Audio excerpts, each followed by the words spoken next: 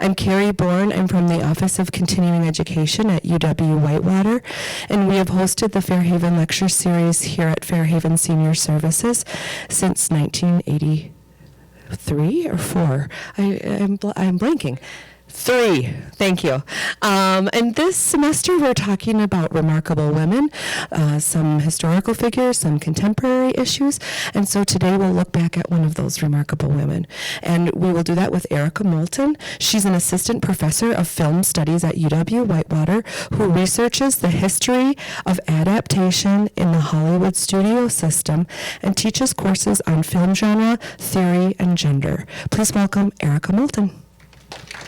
Thank you. All right, can everyone hear me? All right, excellent. Okay, so yes, my talk today is titled Edna Ferber, Middlebrow Author, Copyright Pioneer. And I think we've already gotten a question about Middlebrow, what that actually means, and I talk a little bit about it in this talk, but we could certainly expand upon that during the Q&A section.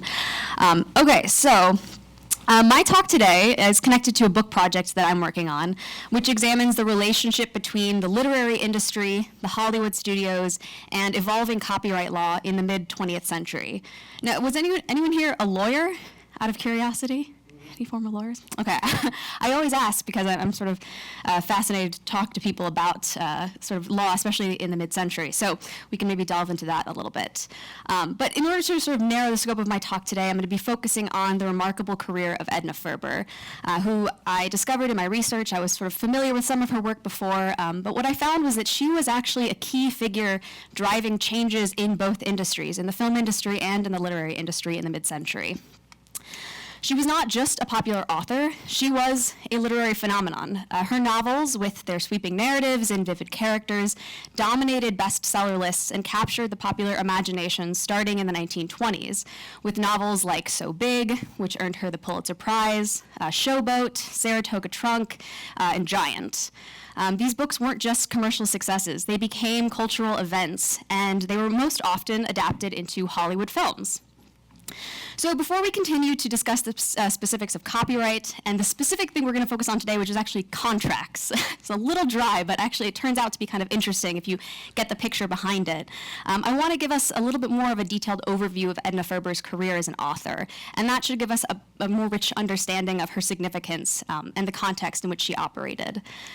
So she was born in Kalamazoo, Michigan in 1885 and came of age in Appleton, Wisconsin, before beginning her career as a journalist and an author of short fiction. So she worked as a reporter for both the Appleton Daily Crescent and then later for the Milwaukee Journal, so sort of a Wisconsin local.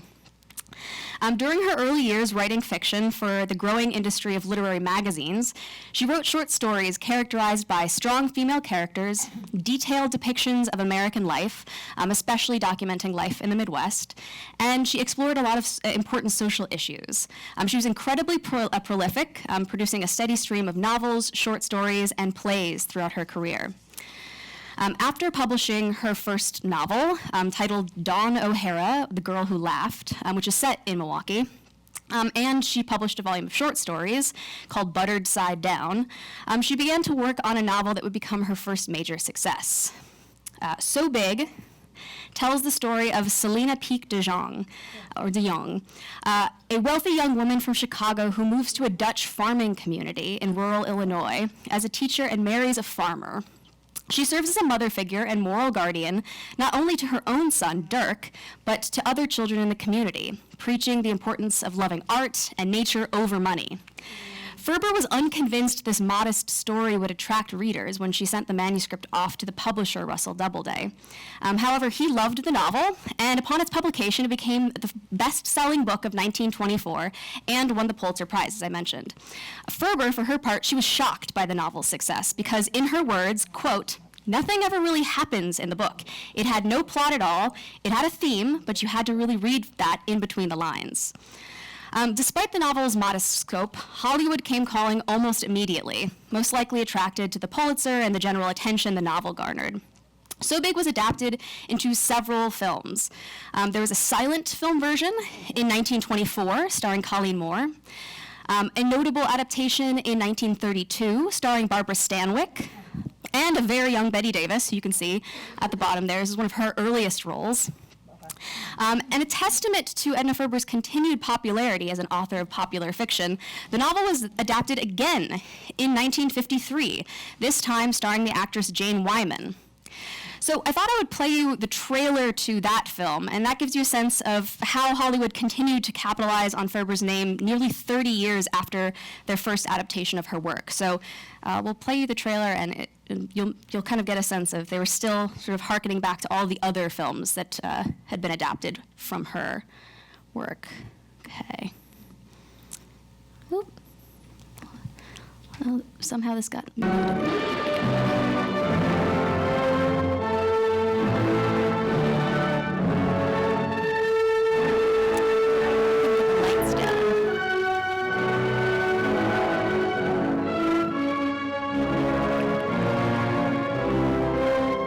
Yes, in spite of the whispers of slander, she dared to live her life her way, against the stormy background of exciting times, in a strange world where people fought the earth in an endless struggle for survival. Here, the peer of today's foremost writers, Edna Ferber, reveals a woman's entire existence, her innermost secrets, her moments of joy and ecstasy. Starring the screen's foremost actress, Jane Wyman, in a setting so unusual, with personalities so vivid, love so consuming, emotional thrills so big. So Big, the Pulitzer Prize-winning novel through whose pages life races with unparalleled force, uncompromising intensity, as it tells the story of Selena, who was born to the luxury of Chicago's Gold Coast, but who spent her wedding night in a desolate shack. Hurry up, little Lena. One whole day I lose getting married. Selena, who found that love could make you ashamed or proud, but knew that either way it was the biggest thing in life. Listen and try and understand that there are different kinds of love. There's a love for beauty, and then there's a love that's just of the earth. I love both of you, and I need both of you. Selena, living among strangers who looked at her with eyes of scorn, until one man looked at her with eyes of love. Lena. Little Lena.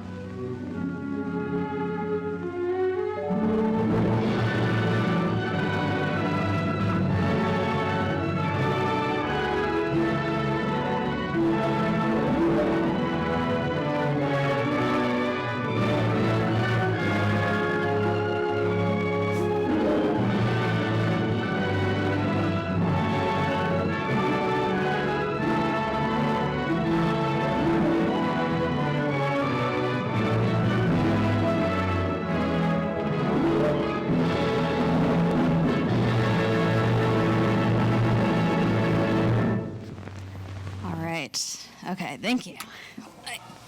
Okay. Woo, right. Okay, so as you probably noticed, right, I mean, her name is the name that is the one that's being capitalized on. Let's see if I can find that. Right, they're referencing Edna Ferber. I can actually mute that. There we go.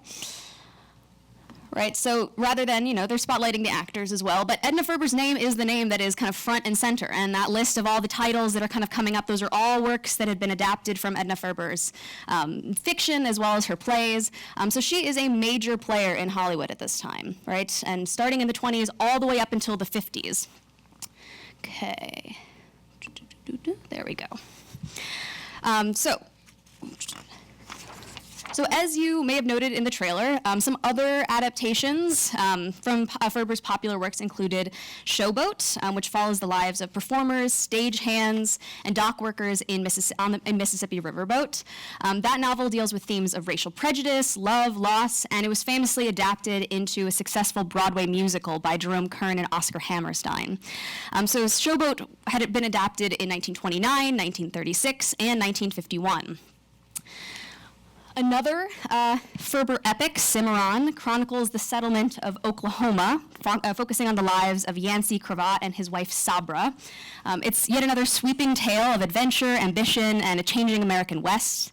Cimarron was adapted into a Hollywood spectacle twice, first in the 1931 film, which in fact won the Academy Award for Best Picture that year, and then again in 1960 with the actor Glenn Ford. Ferber also published the novel Come and Get It in 1935, which told the story of an ambitious lumberjack in 19th century Wisconsin and the saloon girl that he fell in love with. And this novel was turned into a film by Howard Hawks in 1936, the following year. Ferber's next novel was Saratoga Trunk, published in 1941. It was also set in the late 19th century. This novel tells the story of Cleo Delane, a woman of mysterious origin who returns to New Orleans to seek revenge and reclaim her mother's inheritance. She and a Texas gambler named Clint Maroon fall in love, and their fates become intertwined. And a lot of people associate this novel as sort of the post-Gone with the Wind book, right? A book written very much in the mold of Gone with the Wind. This film starred Ingrid Bergman in the lead role, and Gary Cooper as the Texas gambler. So although Ferber published a few other novels in the 1940s, it was not until the publication of Giant in 1952 that she had another major success, utilizing her patented combination of romance and a focus on a specific region of American life. This time, of course, it was Texas, where she explores themes of racism, class conflict, and changing social values. It centers on the Benedict family, wealthy cattle ranchers, and their interactions with Mexican Americans. Giant was adapted into a major film in 1956, starring Rock Hudson, Elizabeth Taylor, and James Dean. And at this point, Ferber took a much more active role in production. She joined the director, George Stevens, and the producer, Henry Ginsberg, to start their own production company to produce the film. So there are the three of them. So Ferber, I don't know if this points, yeah, there's Ferber, George Stevens, and Henry Ginsberg, with Jack Warner of Warner Brothers, his cigar that was always in his hand when you see pictures of him. So these film adaptations demonstrate the enduring appeal of Edna Ferber's stories to Hollywood from the 1920s up until the 1960s. However, a closer look at these film projects, in particular a closer look at the contracts that allowed them to be produced, begin to illuminate the complex and evolving relationship between authors, publishers, and the Hollywood studios during this time. So in this talk, I want to argue that Ferber's career, marked by both literary success and savvy business acumen, played a crucial role in shaping this relationship. I do also want to acknowledge a certain complexity, so we're going to shift now, a certain complexity to Ferber's legacy. While she achieved immense popularity at her time, contemporary scholars often evaluate her work as decidedly middlebrow, right? Essentially not highbrow, not lowbrow. She is sort of meant to be popular, enjoyed by all, and as a result, book historians like Janice Radway, they talk about these books as kind of being considered as commercial fiction, not works of art, i.e. not worthy of really studying in any significant way. So for the purposes of this talk, I will not be judging the merit of Ferber's work, although I will add that Ferber's books, later being lumped into this category of commercial fiction or more often women's fiction, certainly play a role in denigrating her legacy. Moreover, the importance of the kind of business side of her literary career has often been overlooked as a result of her fiction being judged as simply middlebrow. In other words, while Ferber's novels were widely read and enjoyed, they might not always be considered to possess the same level of artistic innovation or stylistic complexity as some of her modernist contemporaries, someone like Ernest Hemingway. Yet her success as a force within the literary industry is undeniable, and it was that very status that allowed her to significantly shape the literary industry's relationship with Hollywood. So to understand her influence, we need to delve into the intricacies of copyright law. Oh yes, is she middlebrow? Is she not? We need to delve into the intricacies of copyright law. So copyright at its core is, of course, the legal right granted to the creators to control their original works of authorship. It gives them exclusive control over how their work is used, protecting their creative and financial interests. In the early days, copyright was often seen as this singular, indivisible thing. You created a book, you owned the copyright, and if you sold it, you sold everything. This was largely the way that authors and publishers operated from the 17th century all the way up until the kind of mid-19th century. Book scholar John Feather notes that in the 19th century, you start to see author societies form in the US and the UK, and they start to campaign for like a new financial system where they don't actually just sell their copyright outright to their publishers, right? That was sort of what was understood before. Whoever printed the book owned the book. The author didn't really own anything. They start to push back and they start to create the system of royalty payments, right? Where you're granting the publisher the right to publish the book, but you still own the copyright as the author. And so by the beginning of the 20th century, authors were becoming more empowered by their ability to generate a steady income from their stories. But as we move into the 20th century, the world of entertainment and fiction became much more complex. right? A book isn't just a book. It can be a play, it can be a movie, it can be a radio show, it could be later on a TV series. So this is where the concept of divisible rights comes in. It's the idea that copyright can be broken down into smaller pieces, right? Each of which can be sold separately. So we are divisible copyright. However, copyright law in the United States was very slow to recognize divisible copyright. In fact, it was not until Congress passed the revised 1976 Copyright Act that U.S. copyright law officially recognized that an artistic work could be broken up and the rights were sold separately. This is where it gets a little dry. In Section 201D of the 1976 law, the authors directly addressed the previous 1909 Copyright Act, right? That was the kind of previous law that had been passed at the beginning of the 20th century, whereby, quote, a copyright was considered a single, indivisible bundle of exclusive rights. And they said this was an unworkable situation. And they acknowledged that with the sanction of the courts, copyright proprietors had already developed customs and usages on the basis that copyright is divisible. So you can think of divisible copyright like a pie, right? A whole pie is a copyright, but then you can slice it up into different pieces. One slice for film rights, one slice for stage rights, another for radio rights, and so on. And this, of course, allowed authors to generate much more income from their work. They could sell off different parts. So these pieces are what we call subsidiary rights. They're the rights to exploit the copyrighted work in these other formats. So examples of subsidiary rights might be the right to create adaptations. You can also sell translations. You can sell merchandise. And one of the most important subsidiary rights, especially during the golden age of Hollywood, is motion picture rights, the right to adapt a book into a film. So how did these rights get transferred? Well, that's where the motion picture rights contract comes in. This is the legal agreement between the author and the studio outlining who gets what rights and for how much. Ferber's contracts with Warner Brothers are part of the archive at the Wisconsin Center for Film and Theater Research. And so I was able to visit the archive in Madison and examine these contracts up close, and I have lots of images of those contracts, so you'll get to look at them a little bit too.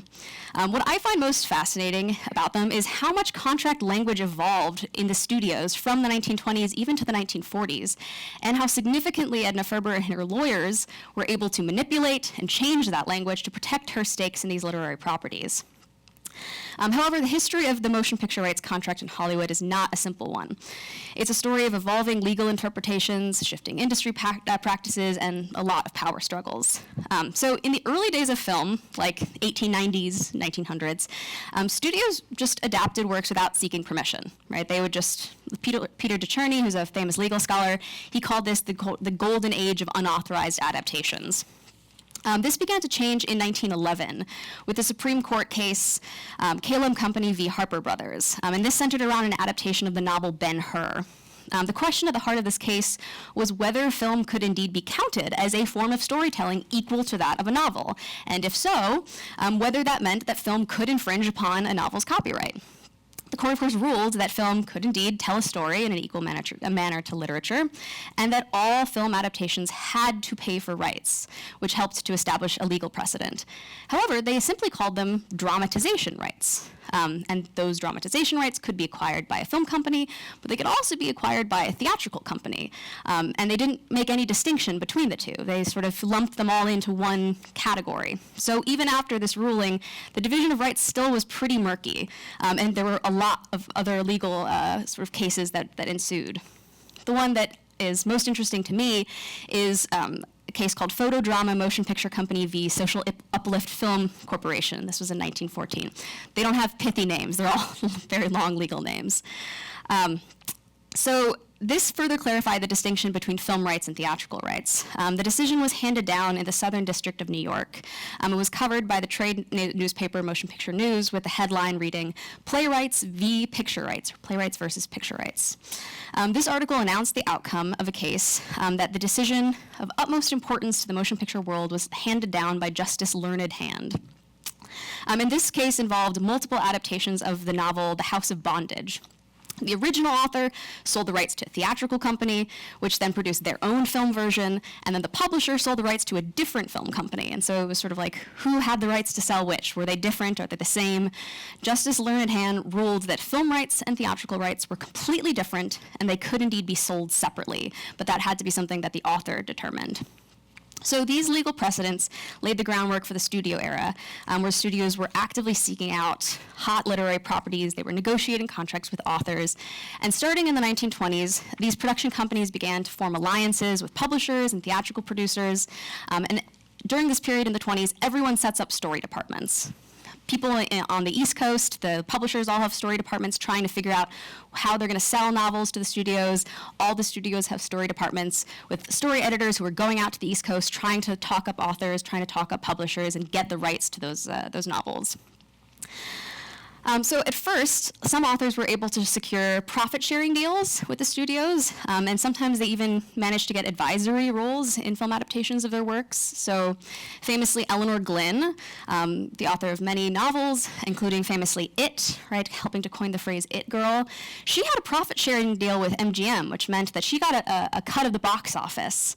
And of course, these profit-sharing deals gave way to authors accusing studios of doing kind of creative, calculating of how much money they actually got from the budgets. They started accusing studios of hiding money for them. And so there were, again, more legal disputes that ensued. So by the late 1920s, studios like Warner Brothers, they shifted towards negotiated upfront fees, right? There was going to be no more profit sharing with authors. You get paid once upfront for your motion picture rights.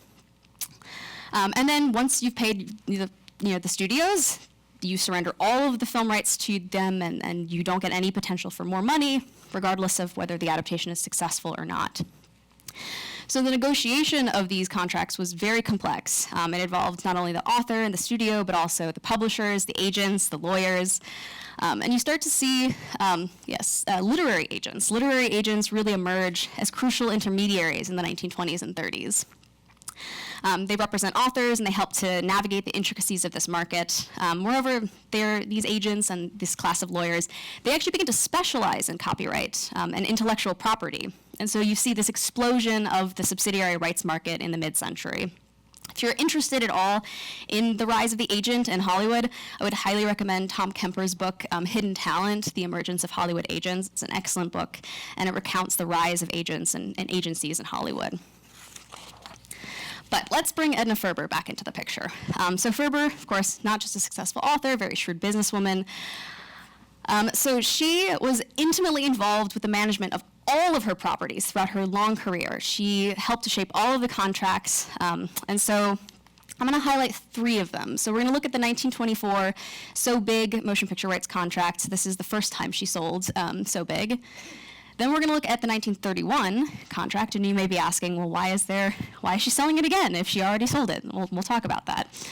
And then the 1941 Saratoga Trunk motion picture rights contract, which actually ended up being one of the most famous contracts ever signed in Hollywood. It was negotiated by the legendary agent Leland Hayward, and he created a system that actually helped to anticipate essentially the system that we're in right now in terms of how authors sell their rights to studios. So the story of her So Big contract is very illustrative of how unclear copyright law was in this early period.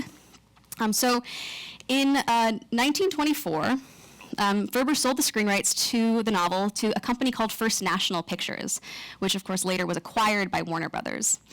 However, the advent of sound film, so this was for the silent film, the advent of sound film created this new question. Warner Brothers wanted to make a talkie version of So Big, but the original First National contract didn't explicitly address sound rights, only motion picture rights.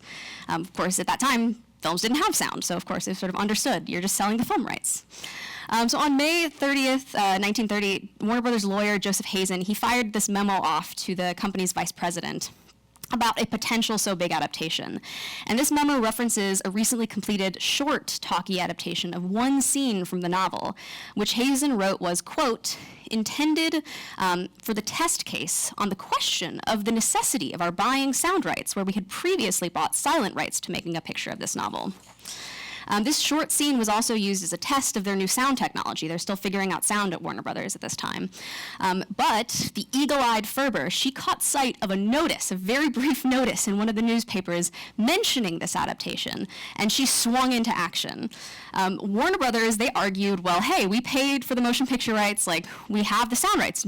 We can just keep them and keep on going.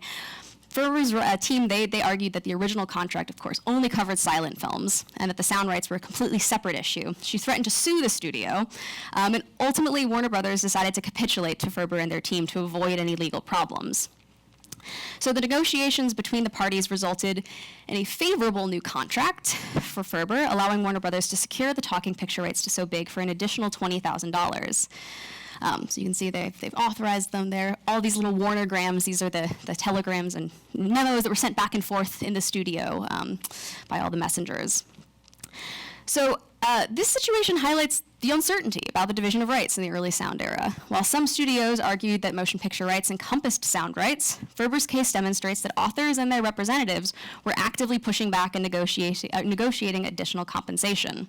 Despite the shaky legal basis for her claim, Ferber and her team were able to negotiate an entirely new contract with Warner Brothers for the sound rights to her novel So Big, which supplanted the original 1924 contract. So if we actually look at these contracts side by side, so you can see 1924 on this side, 1931 on this side, we'll talk a little bit about them. So it's evident when you look at them side by side that by this point, Hollywood studios were very cognizant of what they could do with derivative rights. There were no longer these kind of small mom and pop companies. They're complex corporations with Wall Street funding, and they wanted to squeeze maximum profit from any novel they acquired. So if we're looking at the 1931 contract, for instance, it's now just Clause 1. So this is what Clause 1 looked like in 1924. All of these little subsections are all still part of Clause 1. And then there's an additional 5 pages of this contract of every additional clause that was originally in this, now enumerated with a great deal more information about each clause and what it encompassed. So they're delineating not only the transfer of motion picture rights, but they're also thinking about how they can use this new sound technology and how they might be able to sell the sound recordings that they're taking of this film separately as phonographs. So the standard WB motion picture rights contract from 1931, it already makes mention of television technology. Television technology already existed in 1930. Even though they didn't know what they were going to do with it yet, they still said, if you sell us the rights to this, the motion picture rights, it actually still includes the sound rights, right? It includes the television rights. It includes the radio rights. They're trying to get as much as they possibly can out of these authors when they're buying the rights. Ferber's team, of course, they appeared to also be aware of this new technology and the potential financial losses it could represent for their client. So like most of Ferber's contracts with the studios, many of the subclauses in these standard contracts were struck out entirely, and the lawyers always added very extensive riders or amendments to the contract. And these amendments served to clarify exactly what rights Ferber was willing to part with. So for example, in subclause 1, section F, and you can see that's the section that is completely marked out, what that originally said was signing a contract with Warner Brothers would mean that, quote, all other now or hereafter existing dramatic, exhibition, or other performing rights in the writings, including talking motion picture rights. Note, they said talking. They want to make sure they're getting the talking rights. And or other analogous rights, as well as the right to transmit and exploit scenes and pictures taken by radio, television, or otherwise, and the right to transmit and reproduce by radio, television, or otherwise, the writings, the language, the title, the dialogue thereof, and the sound recordings herein referred to in connection with such transmission and reproduction of said motion picture versions, or the exhibition and advertising thereof, are hereby granted exclusively to the purchaser. That's Warner Brothers. So like I said, they're getting as much as they possibly can. And Ferber and her team, they're saying, no. I'm keeping all the rights to all of that. So Ferber's lawyer, Morris Ernst, he addressed this clause specifically during the negotiations in a letter he sent to Warner Brothers in 1931. The letter consisted mostly of a list of objections to the original contract and specified which subsections would need to be amended, including the 2 objections to subsection 1F. And he reminded the studio that his client was in possession of all of the derivative rights, the subsidiary rights, and that she could separate and limit certain rights if she saw fit. So she wants to be able to sell the radio rights herself. She wants to be able to sell the television rights herself. Ernst further objected to such an important aspect of the contract being contained within a subsection, and instead added specific language in his amendment that limited Warner Brothers' right to broadcast the film adaptation in any way over the radio or television to 3 years. So he says, you have the film if you want to advertise it on the radio, or if we get this technology thing going, you have 3 years to do that. After that, you have no right to put this anywhere outside of, you just renting the film out. So after that, the television and radio rights to So Big would fully return to Ferber, and, quote, the owner's right to broadcast said writings by radio shall in no way be restricted or limited. So she could take her book and say, I want to sell my book to one of the major radio companies to produce a radio adaptation of it, and I can do that, right? You have no right to limit me. This last rider clause, which sets strict limits on how long Warner Brothers could exploit So Big over the radio, it reveals a great deal of foresight of Ferber and her lawyers in using time limits to license certain subsidiary rights within a contract. This is a bold legal maneuver in 1931, and one that prefigures the expanded licensing deals that writers would later advocate for in the 1940s and 50s. So Ferber's litigious nature kept the studio lawyers at Warner Brothers busy for many years, as memos, which I was able to access at the WCFTR, reveal them constantly checking and rechecking exactly what rights they had to her work. If you go back and look at all of them, they're always saying, please check on these rights, please check on those rights. Which ones do we actually have? Which ones do we not have? So she's using the motion picture rights contract for her advantage, and she's still claiming her own symbolic authorship and legal ownership of the work. So if you look at other memos they sent, so this kind of constant grappling for control was no doubt a source of major consternation for the Warner Brothers lawyers. Morris Ebenstein and Roy Orbinger, they sent a memo in 1938, which I find extremely funny. The memo to the story editor Jacob Wilk reads, quote, all our radio rights in So Big expired on December 8th, 1938, and the lady now has uncontrolled radio rights to her great masterpiece. So you can sort of feel the annoyance of having to deal with Ferber again and again and again. So despite some apparent resentment from the studio executives, Ferber continued to cement her bargaining power in Hollywood with frequent appearances on the bestseller list and even more successful film adaptations. That brings us to 1941 and her contract for Saratoga Trunk. So the book, as I mentioned, it's a historical romance in the vein of Gone with the Wind. Some people at the time critiqued her or criticized her and said, you're just kind of ripping off Gone with the Wind. But it was a major success. It was a bestseller. She sold the rights for it to be serialized in Cosmopolitan. Then she sold the rights. And then, of course, she continued to sell, I believe, the television rights later on. This was, however, the first time that Ferber agreed to sell one of her novels before it was officially published. She always kind of held off. She wanted to make sure she knew the book was a bestseller before she sold it to the studios. By this point, she kind of knows, no, this book is going to be a bestseller. I want to get the most I possibly can from it. So when the agreement for the sale of the rights to Saratoga Trunk was reported, first and foremost, the record price of $175,000 made headlines, but the reporters also took note of the innovative rights reversion clause, which allowed Ferber to fully regain the film rights after a set period of 8 years. So the contract essentially leased the motion picture rights between Warner Brothers and Ferber. And so this, there we go. This contract was signed in 1941, said she was represented by Leland Hayward, who started to get more and more deals like this for authors and even actors, sort of started to change the way actors' contracts worked in the 1940s as well. So this is what the 1941 contract looks like. So this is one page of just sort of the standard contract, and then this is one page of the riders, the amendments that were added on. So this is starting with Amendment 21, 22, 23. I think it goes all the way up to Amendment 36. So as I said, they were reshaping them pretty extensively. So again, you can see Clause 1F, right, television radio rights struck out again. They know that doesn't get past them. But the most notable, or actually, if you're looking at the contract, the most notable contract language that's changed from the 1930s is Warner Brothers added what's called a droit moral, or moral rights clause.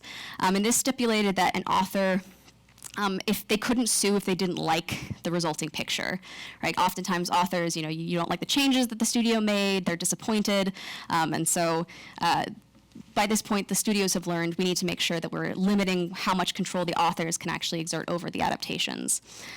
But the most important clause is Clause 23, and that declared that, quote, anything herein to the contrary notwithstanding, it is agreed that the rights herein granted to the purchaser, Warner Brothers, shall endure only for a period of 8 years from the date hereof, and that at the end of this said 8-year period, the rights herein granted to the purchaser shall expire and terminate automatically and absolutely, and shall forthwith revest in the owner. All right, so at the end of this, she gets the rights back.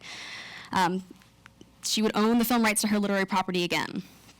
With this language, Ferber and the studio were effectively combining what would later become what we have now, which is when you sell your book to the studios, you actually just sell an option contract first. So you sell them basically the right to have a certain period of time in which they can put a deal together, they can get actors together, and they can sort of, make sure that they're actually going to make a film. And then later on, you actually have to pay for the rights. So there's an option, and then later on you have the actual final sale of the film rights. This sort of combines that, but it's sort of anticipating selling an option contract to the studios. Unlike most options, though, which they typically pay you a lower fee, right? She got her fee up front, the full $175,000.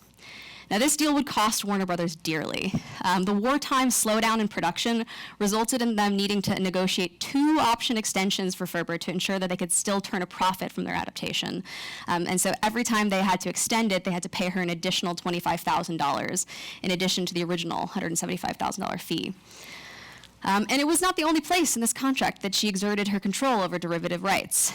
So she, in all of her contracts, but especially in this one, she breaks down with her lawyers in meticulous detail exactly how the finished adaptation could be marketed on radio and television, how they were supposed to use her name, and she limited Warner Brothers to a promotional window of 6 months. So she said, after that, you have to stop marketing the film, you can't use my name anymore. So she was very protective of how her name was used.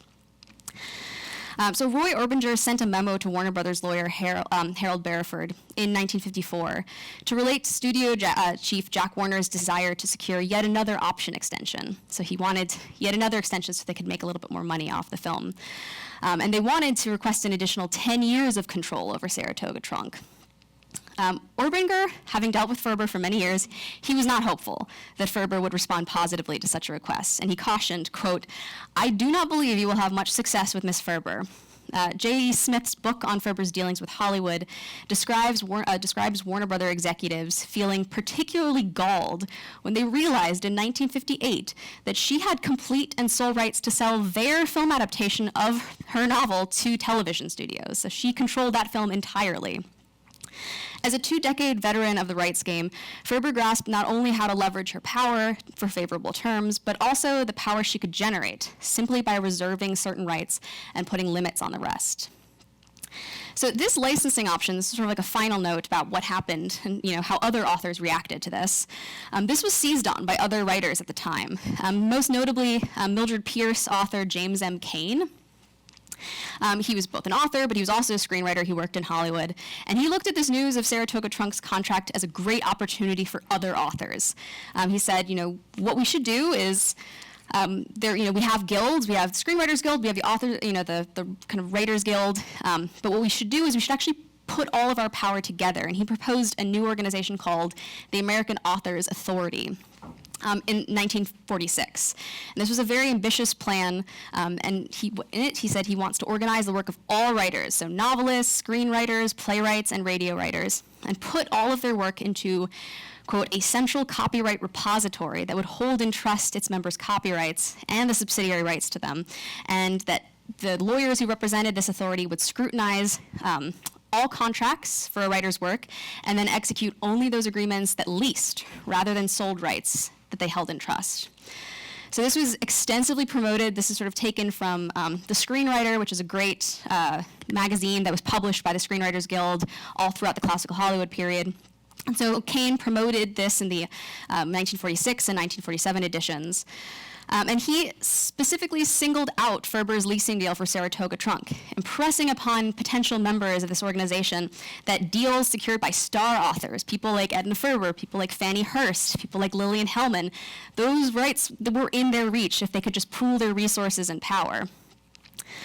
So Kane's plan to establish an organization that would collectively bargain for standard subsidiary rights ultimately failed, and the project was abandoned due in part to claims that the organization upheld communist values, but also because many successful authors bristled against the idea of throwing their lots in with workaday screenwriters.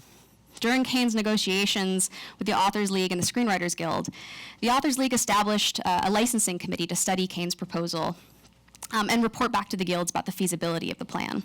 The committee objected to what it referred to as, quote, the diversified and in many instances vaguely outlined powers, control, and purposes of the authority, and particularly disagreed with the proposed plan to give the authority control over disposition of material assigned to it as a trustee.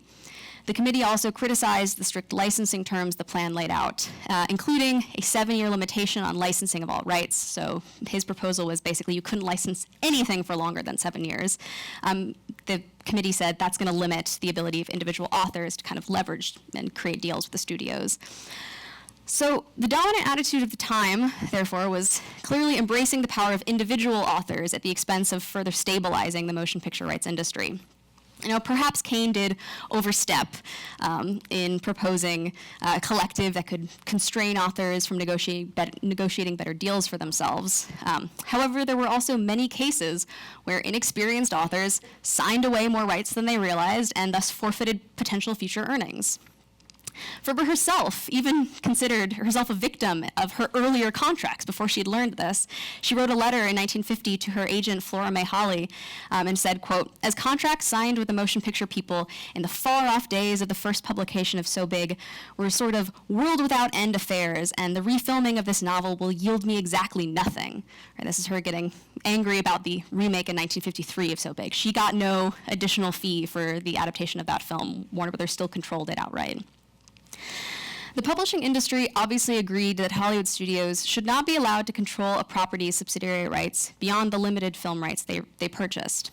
One publisher's weekly article called the idea indefensible, but agreed that, quote, this situation should be remedied through negotiated agreements with the studios, i.e. contracts, right? The contracts are essentially where all of this gets worked out. So studios relied on these contracts to secure a diverse array of story properties upon which they could build a flexible production schedule of both A and B pictures, while also using these properties to sustain their initial forays into radio and television. Established authors with a name recognition, a track record of successful adaptations, or simply those who wrote a bestseller grew more and more aware of the potential financial gains from these film adaptations of their novels from the 1930s onward, and the contracts that they signed with the studios reflect that growing awareness. So to conclude, I want to reference a 1954 article on licensing literary properties for the new television market, authored by the lawyer Morris Cohn, who is the longtime counsel for the Screenwriters and the Radio Writers Guild. In the article, Cohn reflects on the ever-expanding market for subsidiary rights and the somewhat shaky relationship between legal precedent and trade practice. He observed that, quote, as technical advances continue and the means for bringing together entertainment and audiences improve, the monetary values involved increase, and literary property documents seek to assure certainty by length, detail, enumeration, description, and endless repetition. Now, this phrase, endless repetition, brings to the fore the way that contracts were the only means for determining and protecting rights and usages. Ferber's 1941 contract reflects this, with the 15 additional clauses hammering home again and again exactly which subsidiary rights she was leasing to the studio and what she was retaining. There were no real laws governing these sales until 1976. Cohn's article recognizes the centrality of the motion picture rights contract to this unregulated sales market, but it also acknowledges a contract's potential to create many of the problems that later played out in the courts. As Ferber's contracts with Warner Brothers indicate, the management of subsidiary rights evolved in a piecemeal fashion during the classical Hollywood period. The contract negotiations undertaken by authors like Ferber had a profound and lasting influence on the rights industry. So returning to the beginning of my talk, book scholar Janice Radway frames the 20th century commercial novel in terms of its circulation within culture, across formats from film and theater, television, as a kind of ephemeral apparition. Examining the commercial book or the literary property from a contractual perspective allows film and media scholars like myself to clarify and to contextualize this ephemerality. It also reveals a surprising level of uncertainty and improvisation that drove the evolution of these rights. At the beginning of the 20th century, the legal framework around copyright offered little guidance for how to divide a literary work into a distinct bundle of rights. The trade practices that emerged to govern such rights were developed through contentious but mutually constructive efforts of stakeholders negotiating within a rapidly changing media landscape. As Ferber's case proves, those authors with the means, drive, and foresight to protect their subsidiary rights stood to gain both money and power in their dealings with the studios, and paved the way for the rights-centric marketplace that characterizes the contemporary entertainment economy. What I've described in this talk still goes on behind the closed doors of Hollywood studios and talent agencies, but I hope by shedding light on these contracts, I can highlight how female authors like Ferber were not only pioneers in the field of commercial fiction, but they also reshaped the business landscape of Hollywood. Oops. Thank you.